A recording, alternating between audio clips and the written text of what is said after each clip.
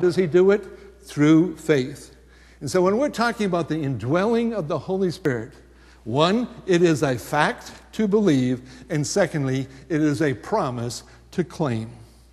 Well, let's just look at this word when he says that Christ may dwell. What does that word dwell mean? It actually means that Christ, by his Spirit, would settle down in your life. We used to have a big black dog. He was half German Shepherd and he was half black lab. The neatest dog. In many ways, I thought he was the smartest one in the family. He just was one really, really smart dog. But you know what? He would be out playing with the kids and in the neighborhood, and then finally he'd come home. And sometimes it used to be embarrassing. He used to bring home a can of Budweiser beer. He'd go into the park, and he only liked Budweiser for some reason. And he would go and find a Budweiser can and bring it home. And so whenever we ever had company, I'd always have to go and make sure that there was no Budweiser cans on my front lawn. But this was a great dog. I just loved him. But the point of my story is that when he would come in and we'd say, okay, Jacob, go settle down, he would turn around and turn around and turn around and turn around. It took him the longest time to settle down, and then he'd just almost collapse. His legs would go out, and he would just finally plunk down. Well, what this verse is talking about, that the Holy Spirit would dwell with you, is that you stop going in circles with Jesus. That you just let Jesus just come in and settle down and be at peace and be at ease with him, a sense of tension being gone in your life. It means that he would set up residence in your life, that he would be at home in your heart, that there would be an absence of tensions, that there would be mutual confidence between God and his Spirit and yourself, that God, by his Spirit, would have free access into our lives, and that he would always be welcomed. 1 Corinthians, the 6th chapter, verse 15 says, do you not know that your bodies are members of Christ himself?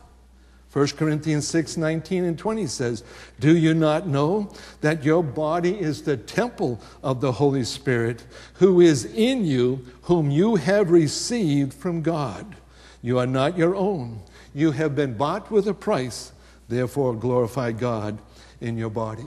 Now, quickly, I'm going to go over two problems. You're saying, Pastor, okay, you're talking about the indwelling of the Holy Spirit. I understood that Old Testament stuff you were saying. I understand the three principles of the New Testament, that the Holy Spirit comes amongst all of us, and that he's permanent. And thirdly, it's for the work of the Christian, that I'll live the Christian life. Now, Pastor, I get that. But the two concerns I have, Pastor, is first of all, should I feel the Holy Spirit? If I don't have a sense of consciousness or feel the Holy Spirit, or if I can't go like this and see him, is he really there? That's a good question. Okay? Now let me just give two quick illustrations, and hopefully they'll help us a little bit. A sap that is running into an apple tree or a cherry tree or any kind of a fruit tree, and the sap comes up through the roots and comes up through the trunk and finally works its way through the branches right into the fruit. Do you think that tree ever feels the sap?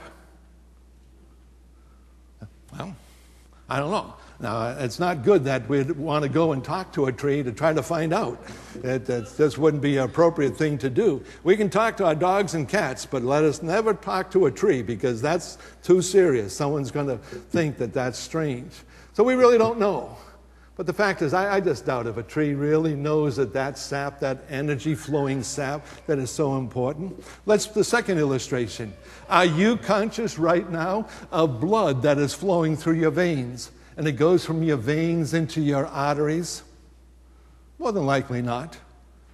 If you do feel it, you'd probably go to a doctor. It's the same way. The Holy Spirit, indwelling the believer, does not bring about a sense of consciousness of like being tingly or warm all over or things like that. He might bring a sense of his peace at times, but he is not necessarily there indwelling you so that you would know it. It is a fact to believe and a promise to claim in our Christian lives. Now, the second problem, you might be saying, well, Pastor, you know, this is fine for you, and you believe this, but when I go to work, the world doesn't believe this. The world doesn't talk about a Holy Spirit and the kind of things that you're talking about. And that's very, very true. We need to understand that the wisdom of the world is totally contrary to this point. Jean-Paul Sartre, who is the author of Existentialism in France, who supposedly, in this article that I read, is the most read philosopher right now in the world. Well, he died a couple of years ago, back in 1980, and he made this statement: man cannot count on no one but himself.